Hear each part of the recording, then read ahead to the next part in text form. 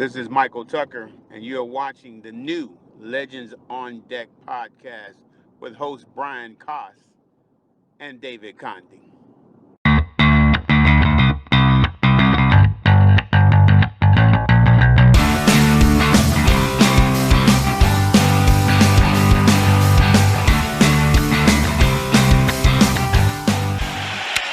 Driven into deep right field at the track, at the wall, a three-run home run, Michael Tucker, and the Atlanta Braves take a 5-4 eighth-inning lead.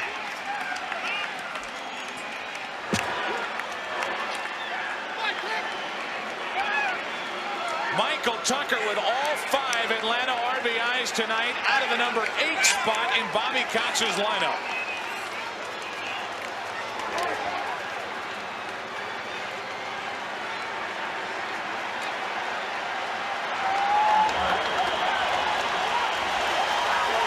With this low fastball.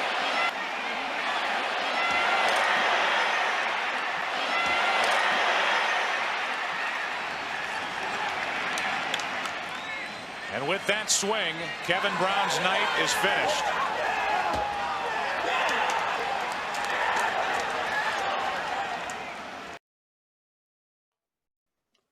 Hello and welcome to episode 6 of the Legends on Deck podcast.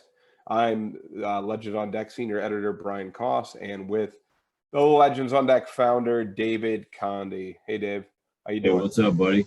How you been? Good. We this is I looked back and I know you and I have both been busy.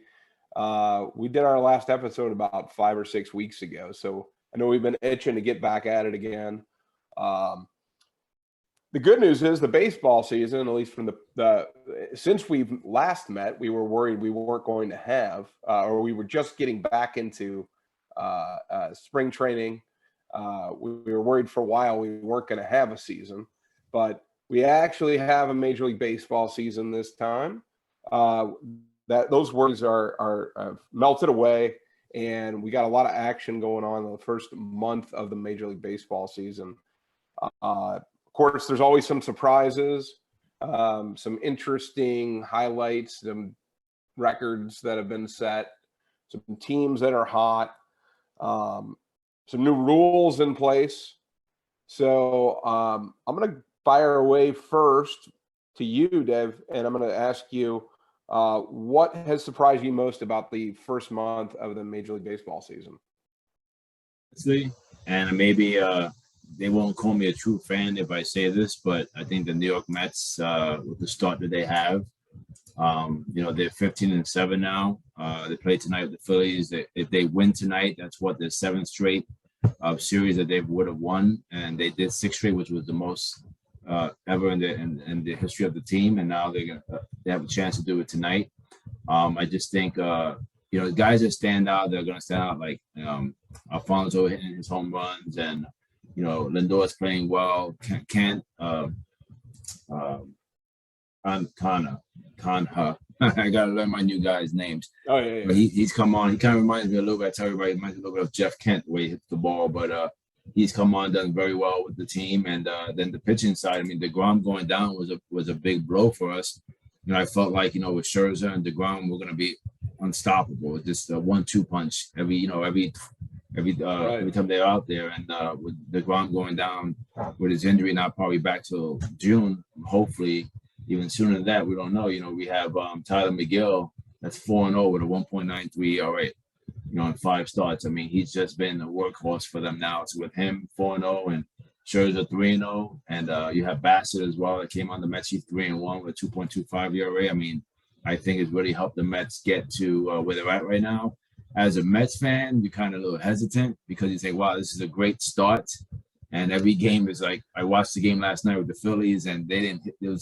The guy was pitching last night. I forget who the Philly starter was, but he was just like mowing them down. Like, oh, here we go. We're going to go, the guys are not hitting. And, we're trying to analyze the game as to what is it that's keeping the Mets in it. And I think it's just someone steps up. We don't have the typical power lineup. We have Alfonso, we have Lindor can hit one out. Marte hasn't really got going yet.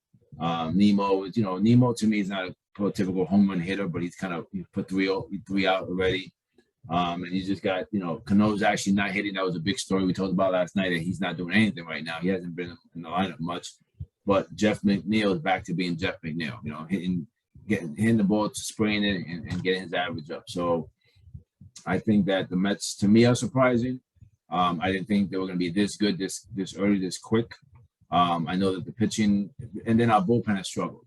So I don't think the bullpen is where it needs to be. But at 15-7, the Marlins are coming out hot. They're right behind them, 2.5 games out, which is like they're always like that team that beats the Mets. But I just think the Mets, to me, were more surprising because I didn't think they would get a quick start the way they did. Yeah, and it's really important in that division for them to get in a little bit of an edge early on, I think, because the Braves are struggling a little bit. Acuna came back. Back. So that's key for them. That's key for them with Acuna coming back, and they will get hot at some point. I mean, that's a good ball club, defending champions and all. So you're gonna have the Braves. I think the Phillies are there too, and the Phillies are going to be competitive. Yeah, they have one of the best lineups. I mean, you go up and down their lineup. I mean, it's like, oh my God, you don't even want to face half those guys. And I mean, yesterday was just like when they put up, I think, a 3-spot right away. I was like, oh, we're not. Yeah, it's like I know. Quick, easy for Harper. Yeah, they added Schwarber and Schwarber hit a bomb yesterday. Over the season. Yeah, they got it. That's a nasty lineup to get through. So I think those three teams. I mean, it's hard to expect the Marlins to have a lot of longevity this season, but you never know how they're going to play. But those three teams, I think, are going to be bunched up towards the top of that division. So for the Mets, if you're a Mets fan, a good strong start is going to go a long way, I think. Now the reverse is true for the Tigers, because the Tigers have had a really bad start for what I expected them to do. They're struggling. They're not fun. They haven't found a groove yet. They're just not there. They might get there. I mean, the highlight of the Tiger season so far has been Miguel Cabrera's 3,000. I asked you about that. What did you feel about that? I actually caught it live, which was great. It was last Saturday.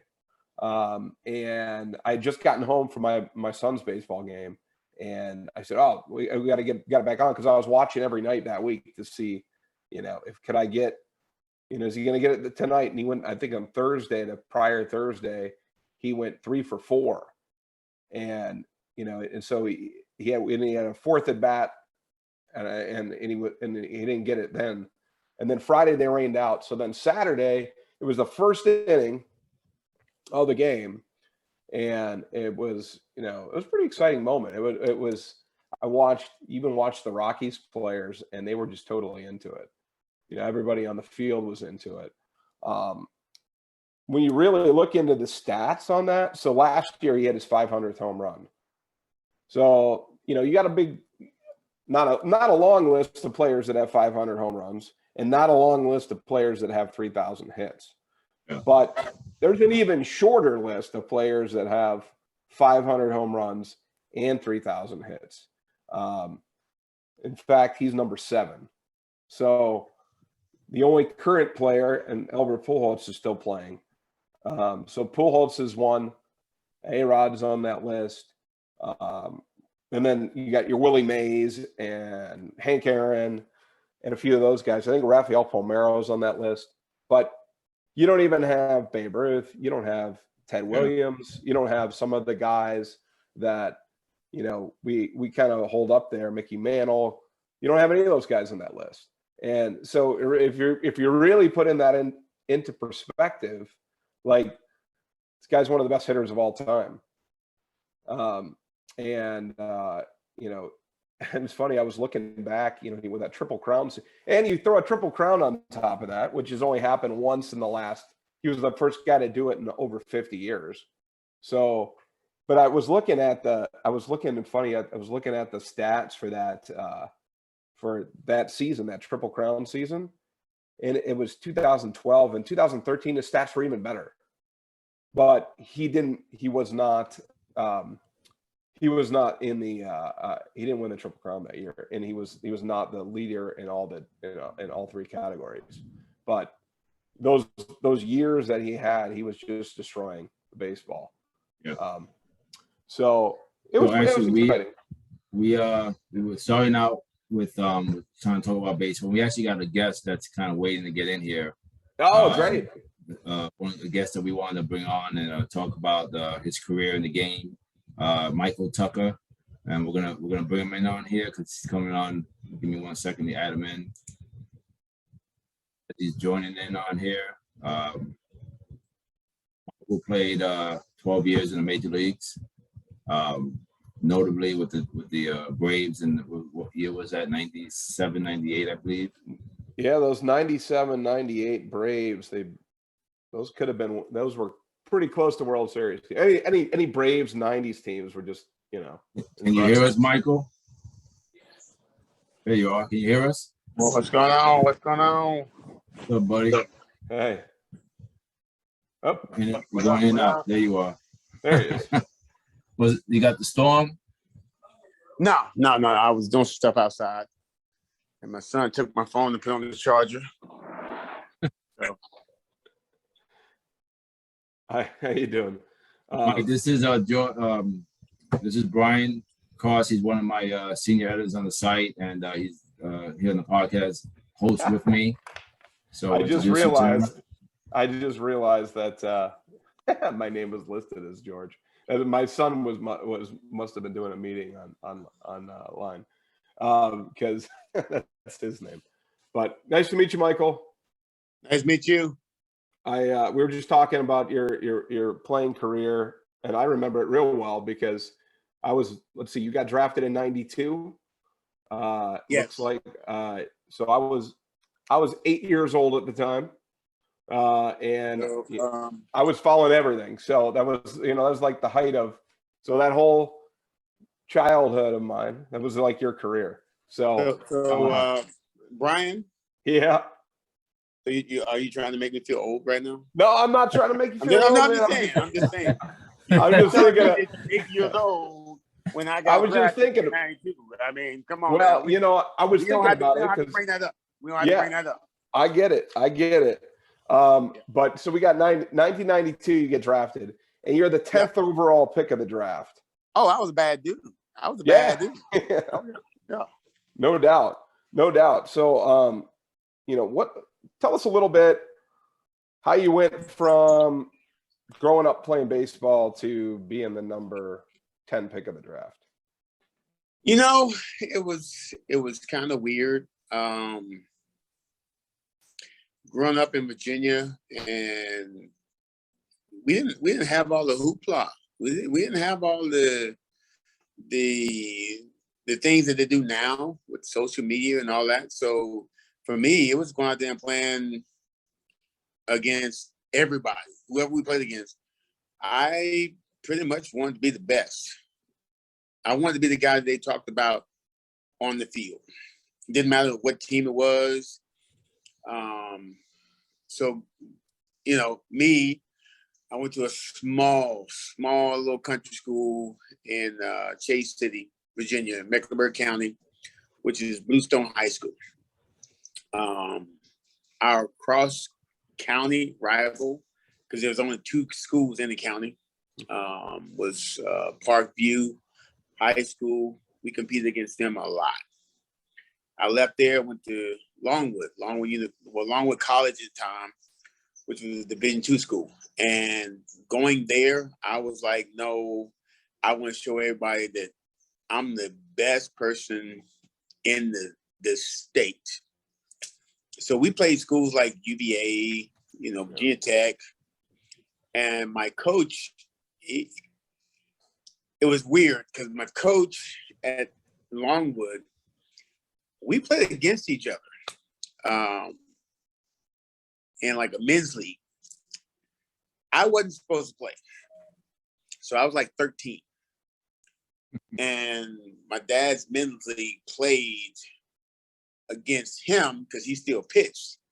So ironically, my coach was playing in the men's league and my dad had a men's league team. We played against each other. I was like 13. I had like 2 or 3 hits off my coach and going to college. Yeah. So he goes to my dad and was like, hey, when he's ready to go to school, let me know. Well, unbeknownst to me, I didn't know that you had to be like 15 or 16 to play in this men's league. I was telling my dad, I'm like, no, I want to play. Dad, let me play. So he let me play. So I'm 13, going on 14. I'm playing against my college coach. And he's like, man, this guy can play. He didn't know I was like 13. He thought I was like 15, 16. And about 2 years later, he's like, when's your son ready to go to school? He's like, I don't know. You know, he's into basketball. He's into this. So I've been playing against him for like 2 years. All of a sudden, he's like, well, when he's ready to go to school, he's like, no. The next year, same thing. He's like, look, when is he going to graduate? Because this kid should have been 15. He should be like 18. He should be ready to graduate. So then I come out, and I'm like, well, coach, I'm a junior.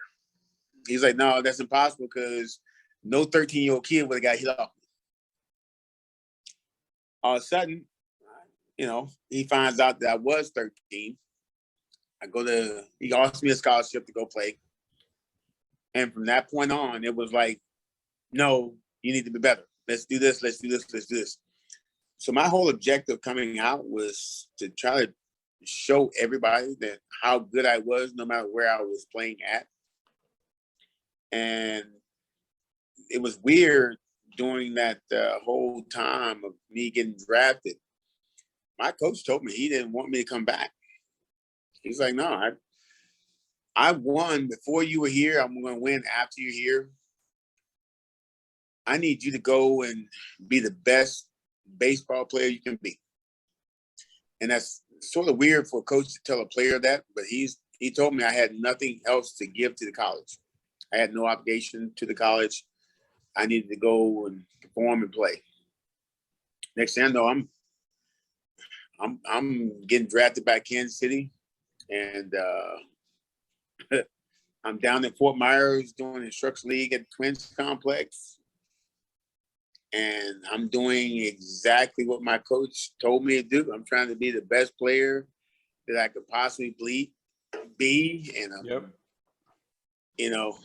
and that was one of the things that kind of kept me motivated for roughly about 12 years until my body started to break down.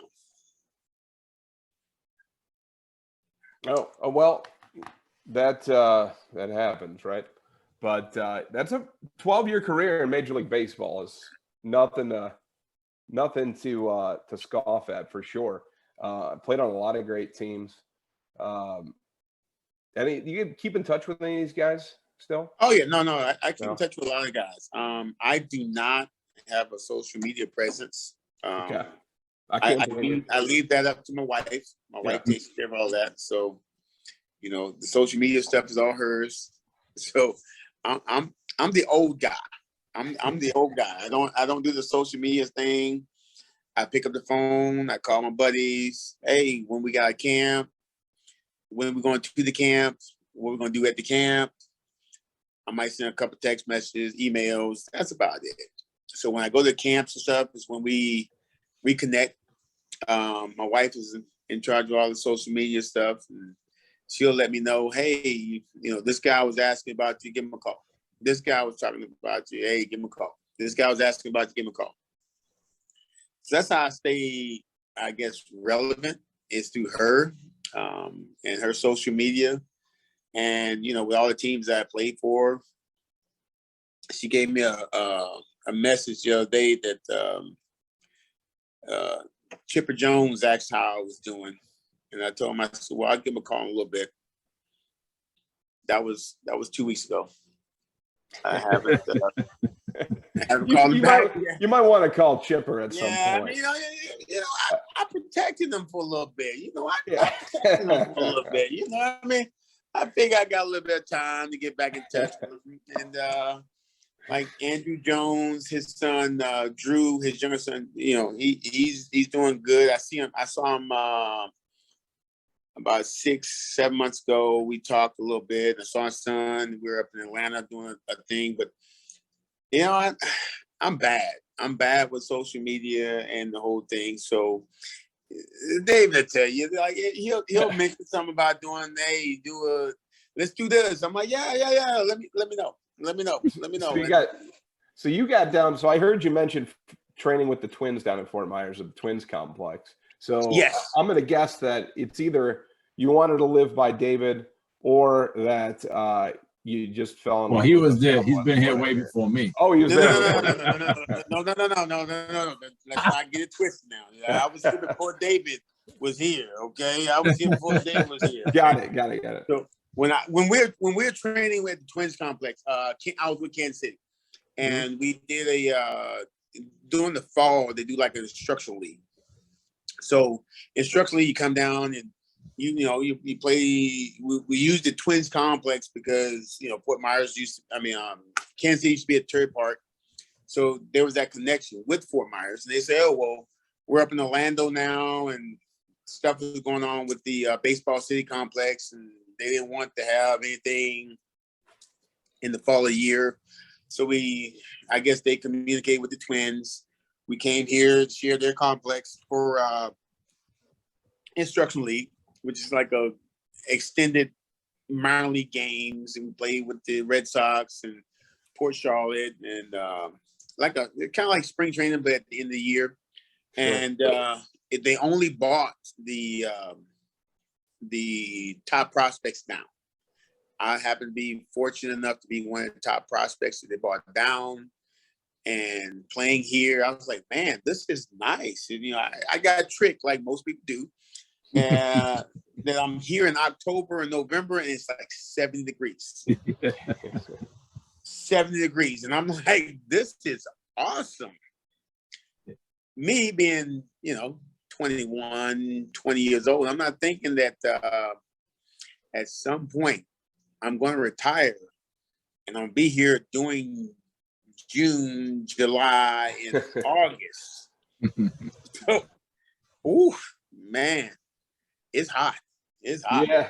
Well, we're an all Florida podcast here. So David's down by you. I'm in Orlando, so we know all about it. Oh yeah. I kind of got tricked into that. I was like, 70 degrees in the wintertime. This is awesome. Yeah. Me growing up in Virginia, and Virginia was like 30-some degrees, mid 30s in the wintertime. I'm like, and I'm driving back and forth. So I'll go to Virginia for like 10 days, and I come back to Florida for 10 days to kind of work out and kind of stay ready and try to get ready for spring training. I'm like, man, I told my mom, I'm like, I think I'm going to move to Florida. My mom was like, are you sure? I was like, yeah, Mom, this would be great. Yeah, like 15 years later, I'm telling my mom, like, dude, I think I might need to come back to Virginia for the cold weather because this is way too hot. Let me ask Mike. Let me ask you a question. You mentioned on the camps. So are you talking about alumni camps, or you talking about more like baseball camps for the kids and stuff? No, both. So I do the old people camps, and that's what I call them, the old people camps, because we go out there and reminisce and think about how we used to play and think about how we used to move around. We don't move like that anymore. Whatever we think in our head is way gone. We don't do that anymore. But the camps that we do have are for the younger people. We try to pass on some of the knowledge that we have acquired and have attained through our perseverance and playing. We try to give that to the younger kids that are coming up. One of the camps that we do have is the Hank Aaron Invitational that Major League Baseball helps put on. That's over in Vero Beach. And I go over there every year. It's about 2 weeks, and we have like 100-some plus kids that we do like a mini spring training with. So we'll go out there from start at 8:30 in the morning, until like 11. Then we'll break for lunch and then come back around like 12:30, 1 o'clock. Play games in the afternoon, but it's all fundamentals, all instructional. So whatever we go over or teach during the morning sessions, we would like for those kids to implement those strategies, those ideals into the game situations. And a lot of kids that have gone through the invitational have gone on.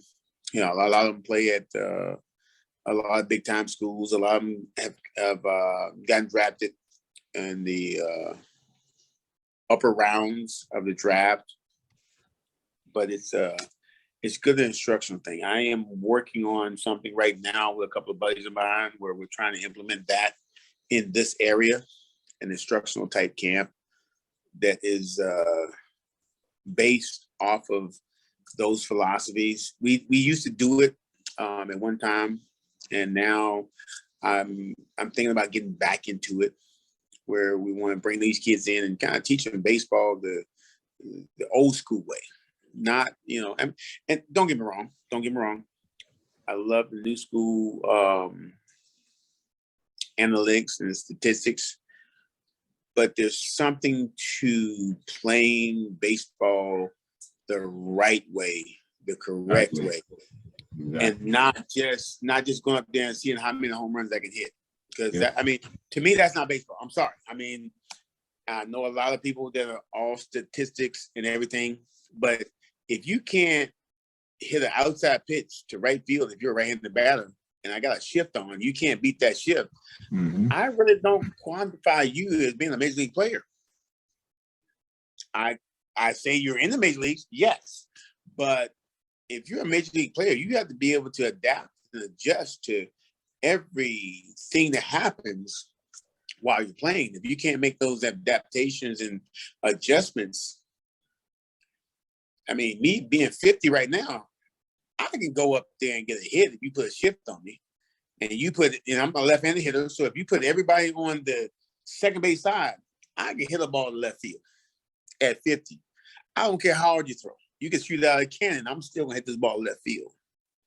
And I think, that's what Major League Baseball has to get back to, is being able to do these things to make your brand or your sport different than college or high school. Because I know one of the things when I came in and I was working out a lot, there was no way a high school kid was going to get me out. There was no way a college kid was going to get me out if I'm in the big leagues. That was not going to happen. Because if you were going to throw a pitch away, I'm going to hit it to left field. I'm going to get me a single. I'm going to take my single. And I don't think that's how the game has worked now. I think you have a lot of guys who are in the game who are involved with analytics and the statistics, which is, don't get me wrong, it needs to have that. But I think there needs to be some type of compromise on both ends to where you look at a guy who is a big league guy, and a big league player should not be hitting 200. I'm sorry. It makes the game not as exciting. I don't really watch the game anymore because of that. I only watch playoff games because playoff games are totally different than regular season games. But that's just my personal opinion. I've talked to a lot of my buddies about it, and they kind of agree. And, you can say it's old school baseball or what it is, but you got to remember, Brian, you mentioned I got drafted in 92. I came into Kansas City. I'm getting information and tutelage from George Brett and Hal McRae and all these guys, old school guys who told me that if you can't hit 250, you should not be in the big leagues. If you can't hit a ball to left field, you can't be in the big leagues. I think that aspect is dwindling away, where you're looking at just numbers and you're looking at a guy who says, hey, I have power. Well, guess what? You have power 60% of the time. And I'm saying 60 as just a relative number. But what happens the other 40% of the time that you miss your power? You're going to get out. Yeah. Yeah, it was funny you mentioned George when you were mentioning that exact thing about hitting the ball in the left field and off the shift. I heard George Brett say this a couple of years ago. He said that he would have hit 400 if they would have put a shift on him. Oh my goodness! Really? Let me tell you something. I mean, I got millions of stories, but one of the stories that I do have is I got drafted in 92. 93, I go to big league camp. Hal McRae is my manager. Hal McRae tells me, yes, I like the way you hit, like this, but you need to learn how to be a big leaguer. I want you to go everywhere George Brett goes. If George goes to the clubhouse, you go to the clubhouse.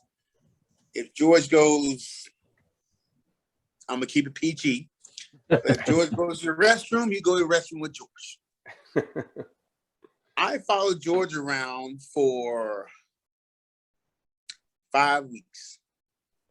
We hit in the cage together. We talked baseball. My locker was right across from George Brett.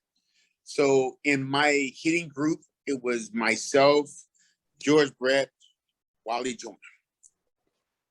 I learned more about baseball and how to play baseball in my first 2 spring trainings just by being around them on a regular basis.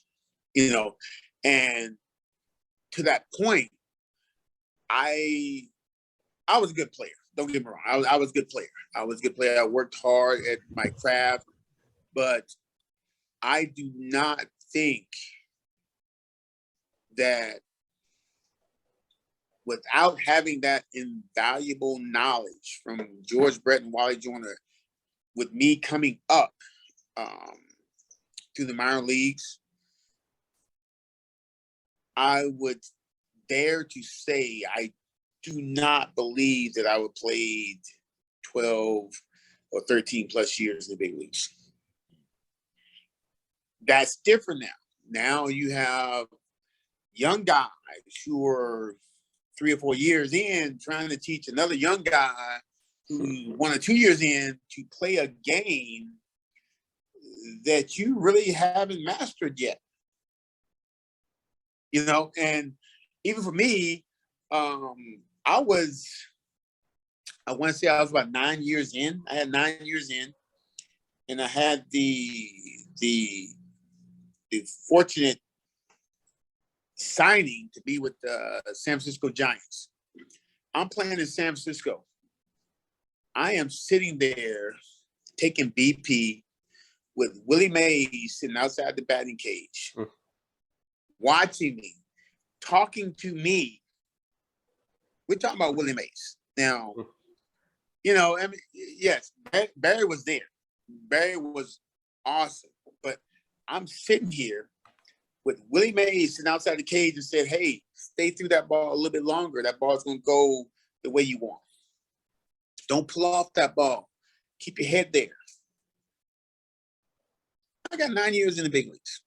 And now I'm sitting here hitting in the cages with Willie Mays sitting outside the cage giving me just little finite instructions. I can't say that this group of new players has that. You know what I'm saying? And to take it back a little bit before that, I'm playing in Cincinnati, where I have King Griffey Sr. as my bench coach, and he was my hitting guy. He was not the hitting guy of the team, but he was my hitting guy. And this is before Junior came in. And I'm sitting here, and he's telling me, no, this is what I tell Junior. This is what we need to work on. This is how you get better. And then I watched the next year, I'm playing with King Griffey Jr., mind you, all these names that I'm telling you about, Chipper Jones, Barry Bonds, King Griffey Jr., I protected them in the lineup. I mean, at some point, I protected them. So, I mean, I had a good career, but I'm protecting these guys in the lineup. So I would, say that a couple of their 100 home runs might have been, they look on deck and see me sitting over there and, make a mistake here and there, but I'm sitting here with King Senior and I'm sitting here with Junior and we're talking about hitting and he's like, no, we need to try to do this. Make sure this, so that ball goes here. Don't do this. When you're playing with these caliber guys, and I'm not saying that the caliber guys that are in there right now are any less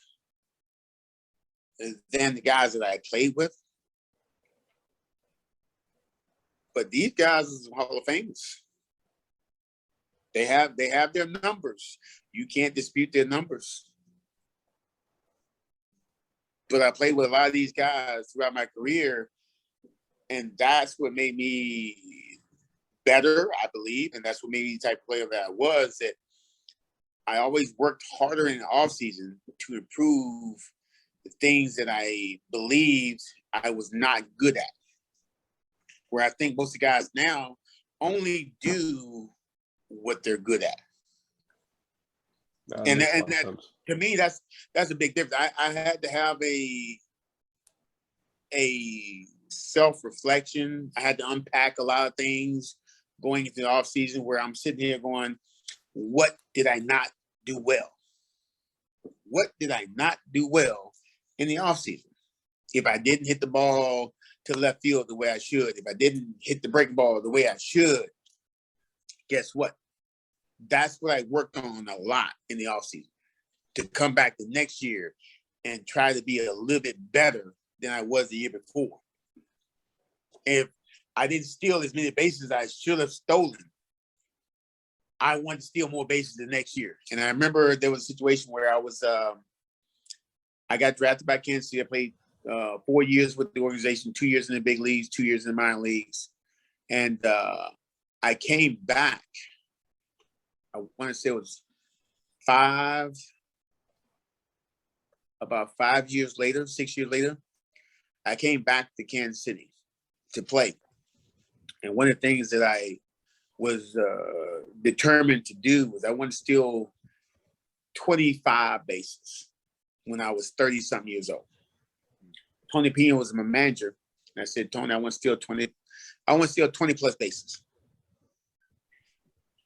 Just like anybody else, I'm 30-something. I'm losing a step. I already know that.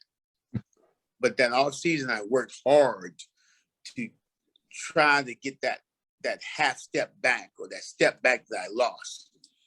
I believe that year, I convinced Tony to let me kind of be a little bit on my own. I was able to read pitches a little bit better and pick up what they were trying to do, go off the pitches that they were throwing the home plate. And I think I stole 23 bases, I want to say.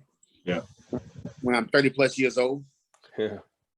And, it was always a challenge for me to try to do something different as I got older.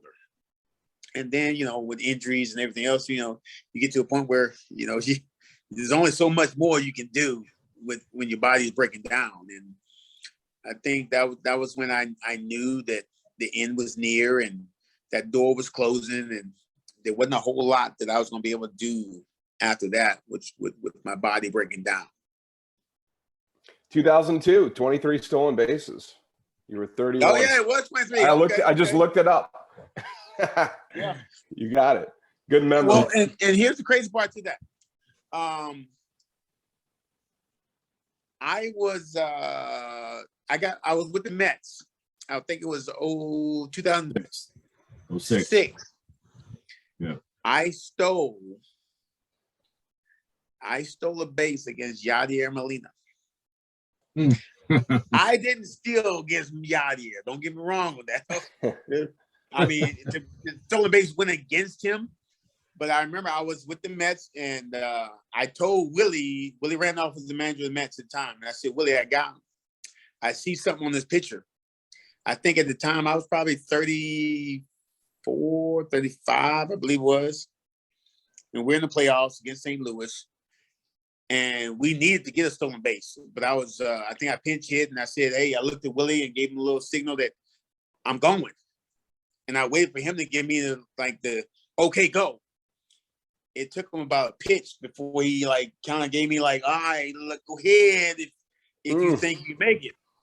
But I picked up something off the pitcher that he did right before he picked up his foot. So really, I wasn't stealing off Yachty. I was stealing off the pitcher, off of something that I seen. And I reflected back on, when I came up, I had a lot of guys who helped me with stolen bases. And, I talked with people about stolen bases, but one of the guys was Maury Wills. And I remember when I was on the Olympic team in '92, Maury Wills was our base running guy. I think I stole about 26, maybe 28 bases. I was 28 for 29. And Maury was telling me little stuff hey, this guy comes set. He takes a deep breath. He lets it out. And then he goes. Hey, this guy comes set. He leans back a little bit. And I remember, reflecting back on these, back to my younger days. And I'm sitting there watching this guy. And I'm like, this is exactly what Maury had told me about. Mr. Wills had told me about this back in '92. I see this. And I look at Willie. I'm like, hey, I don't know how many more stolen bases I got, but I at least got one. I can get this one. And I think we're in game, I want to say it's game 5 or game 6 against the Cardinals. I steal a base, and I think Jose Reyes was batting, but we need the stolen base to get me in scoring position. And I take off, and I'm running with everything that my 35, 36-year-old body has left in it. And I hear the ball hit the mitt, and I know that I'm a half step short of where I should be at. But it was a breaking ball. So now Yachty has to take that split second longer after I hear it hit the mitt to get himself in position to throw. And all of a sudden I hear the ball hit the glove as my hand is going into the base. The guy tags me on the shoulder. Umpire goes safe. I look at Willie. Willie takes the deepest breath I've ever seen in his life. Leans back oh my God. Oh, he made it. And I believe that game I want to say it was either Beltran hit a single and myself and Jose Reyes scored. And then, of course, Yachty came up and hit a home run in the top of the 7th, and Beltran, that the bases loaded breaking ball that he took. It happens. It happens. But it was one of those things where I was I was just happy with the stolen base, because I was kind of hey, I need to see if I still got anything left in the tank. When that happens, I knew the tank was empty, and I knew it was pretty much time for me to go because the tank was empty. There was nothing else for me to do. I stole a base. I got Yachty with a stolen base. I got some other guys, Charles Johnson, Benito Santiago, Pudge Rodriguez. I got some stolen bases against some guys. I didn't really steal a whole lot of them because throughout my career, it was kind of hey, don't steal right now. Let this guy go. Let this guy do this. But it was one of those things where it was it was an achievement for me being in that position at that time. Well, let me ask you a question. Yes, sir.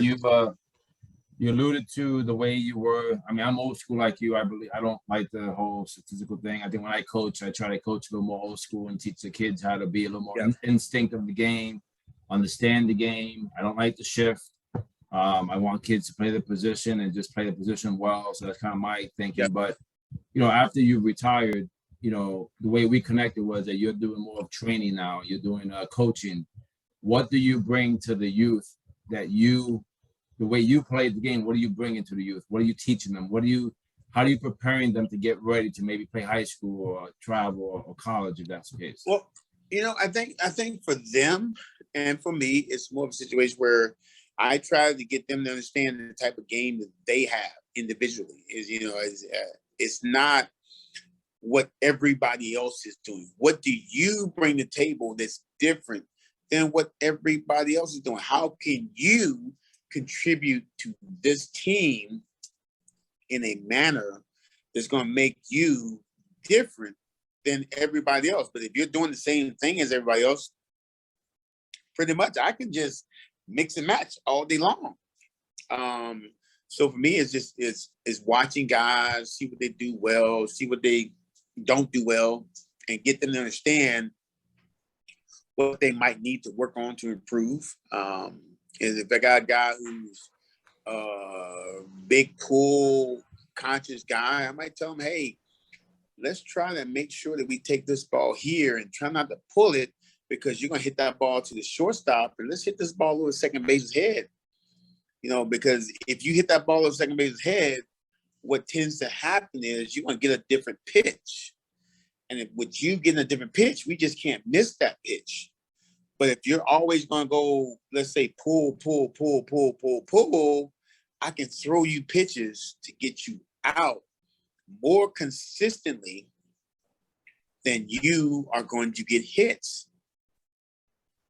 So if I can get them to think about the game in a different aspect, a different way, to open themselves up to become a better hitter, a better player, that's what I aspire to do. And a lot of times it's a little bit harder than I would like it to be, because we're creatures of habit, and we like to do the things that are good, but we don't want to work on the things that we are not good at. And high school players tend to fall into that category a lot. You mentioned your wife runs all your social media stuff and all your. Do you have a place we could find the things that you're doing right now in baseball? Not really. I mean, okay. For me, she's told me plenty of times to do social media and stuff, and your website or maybe tell us a little bit more. She told me to do all these things, yeah. And me, I'm old. I'm not gonna lie. I'm 50 years old, Brian, and for me, if I can pick up the phone and get a text message from David and get a phone call from David, that's how I communicate. All my buddies, they're the same way. Very few of them have social media. I think one of my buddies, Marvin Freeman, has a big old Instagram thing where he just started that a couple years ago, and it kind of took off. My wife keeps telling me, "Oh, you should do this. You should do like Marvin do." I'm like, yeah, I know, but you know what? So Legends on Deck will be your social media. Legends on Deck could be that. Could be it. I mean, seeing how, if I'm not mistaken, I gave David the intro. Yes, we absolutely do. That is an awesome intro. I just want to say that, for myself, that was an awesome intro that I gave. I might need to, give less animation to David. I think I oversold it with him. Probably back off of that a little bit. That's why I love Michael, man. I love this guy. But he was like, "Hey, make it, go all out on it." I'm like, "Yeah, I can do that. And people that know me, that's just my personality. That's my personality. That's what I do. I love what I do. And I tell people all the time, playing for like 13 plus years and doing camps and clinics and doing stuff with different organizations all over the world. I really never worked a day in my life, because when you love what you do, it's not work anymore. I have fun every day, going out, trying to get kids to understand this game, trying to teach this game. That's my thing. I learned the game from my dad. He learned it from watching baseball. I acquired a lot of information from a lot of Hall of Famers, a lot of great players throughout the years. I just try to pass it on. I try to be a vessel to help create knowledge and pass on knowledge to the younger generations, and whether they grasp it and hold on to it, or grasp it for a split second. To me, it's all the same. I gave you something to work with, something to build upon, and I think that's, for me, that's what I take joy out of, and that's just what I like to do. It's awesome because wherever I see Michael, if it's not in the parking lot of Target, it's at the field with the kids. I mean, every time we bump in, it's at the field with the kids. He's coming out of the training, he's coming out of working out with a kid.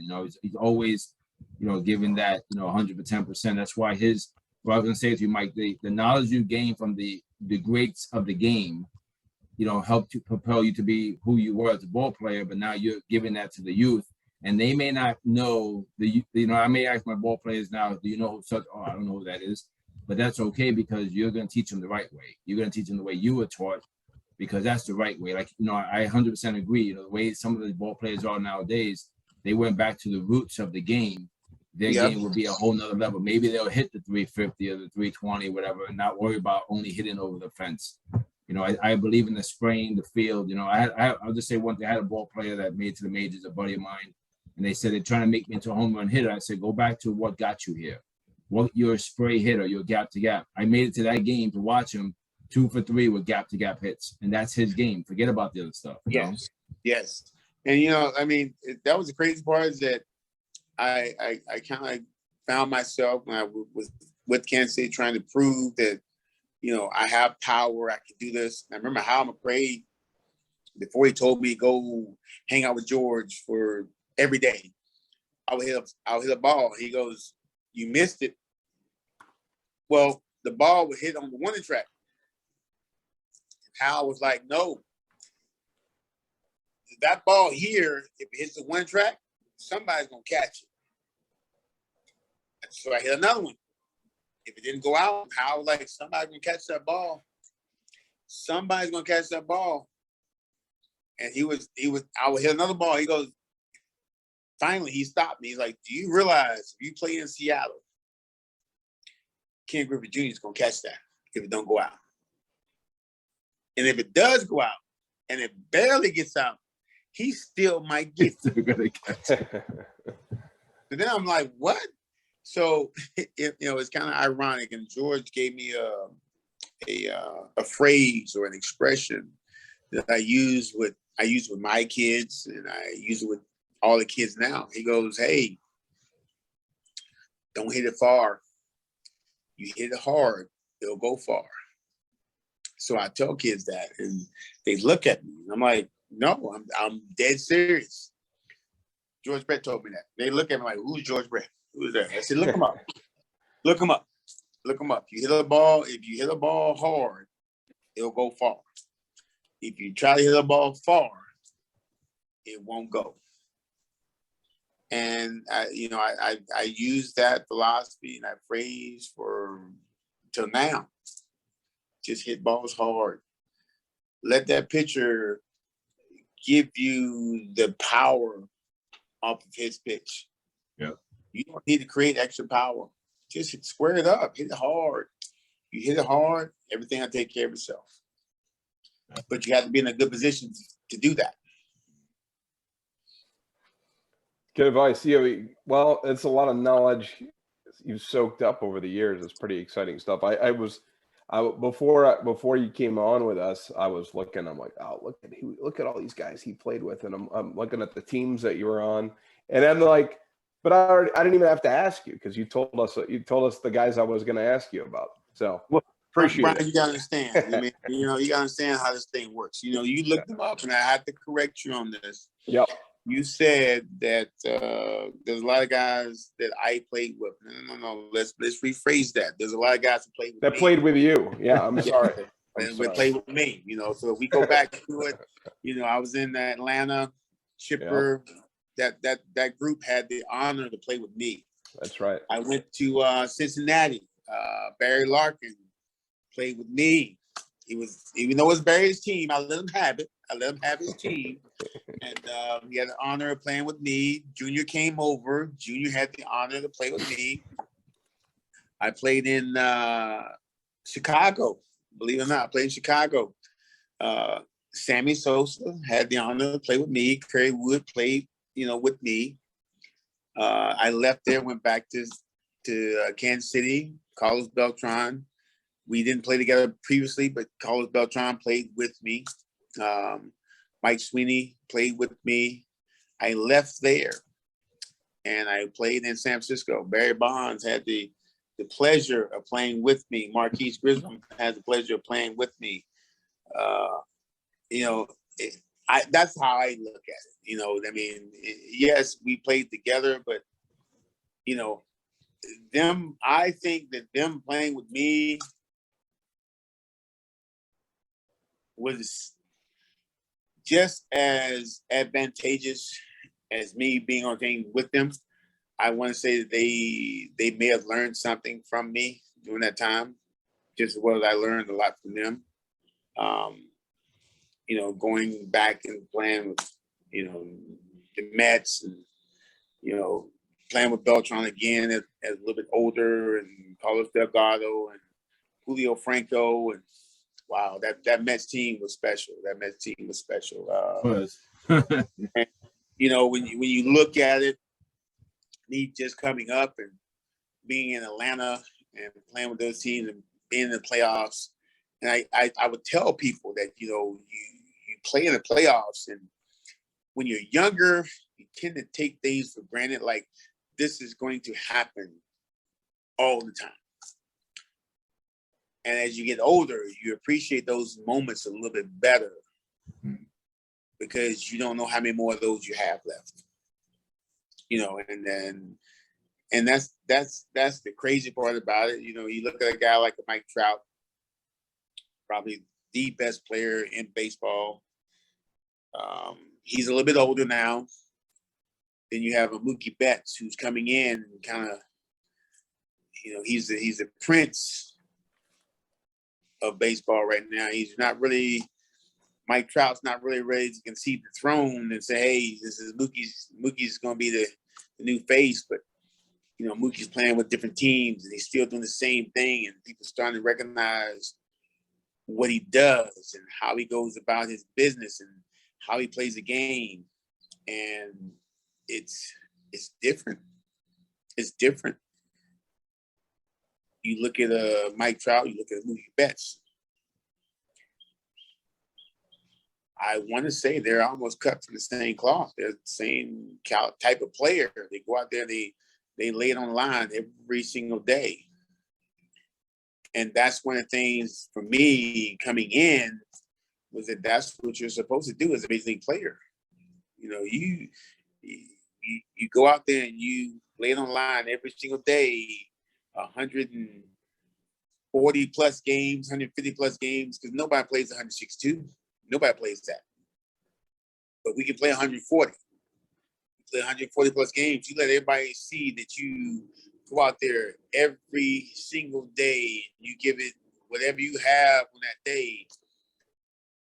That's what it means to be a major league player. I think those two guys, they embrace what it is to be a major league player.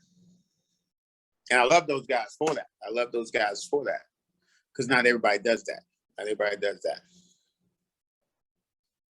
Yeah, that's true. Well, we could probably sit here for hours and listen to these stories because they're great. Not things we hear every day, but we'd love to have you back on sometime soon as well. We can hit different angles. We can focus on certain things, but great information, great stories. We appreciate your time. And we love to hear more about what you're doing with young players too. Yeah, well, I got I have to go over to Vero Beach here in about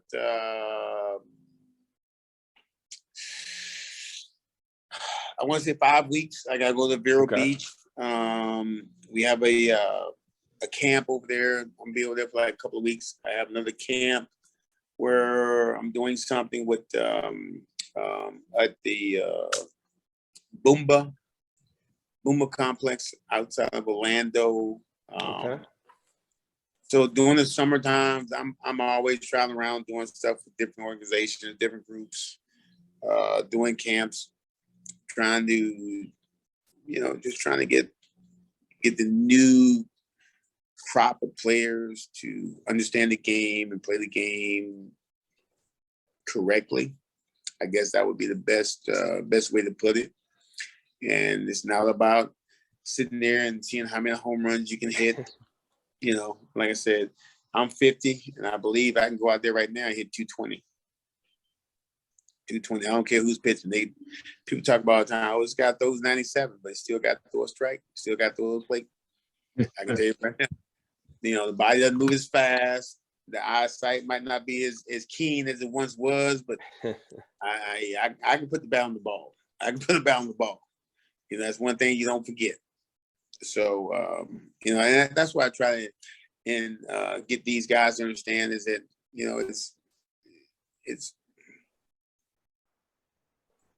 it's different. It's a technique to it. There's a science behind all this, and the science just isn't based off the numbers. The numbers help paint the picture, but the artist has to have his own interpretation, to make that picture art. That's just the way I believe it is. Yeah, no, that's great. If you have any info on any of those programs you're running, feel free to send it to us. We'd love to promote any of it on our site. Will do. I'm working on a camp right now. I got a meeting with actually the camp's going to be here in Fort Myers area. I am working with my buddies, Julio Zuleta. We're trying to implement the same philosophies and everything that we do in the camp over in Vero Beach. I got a meeting next week to try to solidify dates in Fort Myers and a location. So when I find that out, I'll try to get that information to David and get to you also, Brian. So yeah, we'll put it out there. Get it over to Dave. Let him know. Age group on that, Mike. You know the age group on that. We're gonna try to do 13, like 12 to like the 15 age group to try to get these guys in here and work on the fundamentals, work on the small things. It's all about the intangibles of trying to get this thing good, because you can do things at 11 and under on the small field and get away with a lot of things. That's the key word. You can get away with a lot of things, but you can't get away with stuff on the big field. Yeah. That big field is unforgivable. It does not forgive a whole lot of mistakes. And that's what I try to train kids, that you can do this at 11, but at 12, 13, 14, when you're on this big field, that field don't deal that way. It doesn't work that way. You got to work things a different way when you're in the big field. So I try to teach kids to, whenever they're playing on the small field, to play like they're playing on the big field. Because if I could teach you to play on the big field at the age of 10, by the time you get to the big field, there's no changes that we need to make. That's great. I'll look out for that. I'll share that with all my kids. Good job, Mike. Yeah. Sounds good. All right. Thank you, Michael. Right, thank you, David. Another great episode. Thank you, guys. All right.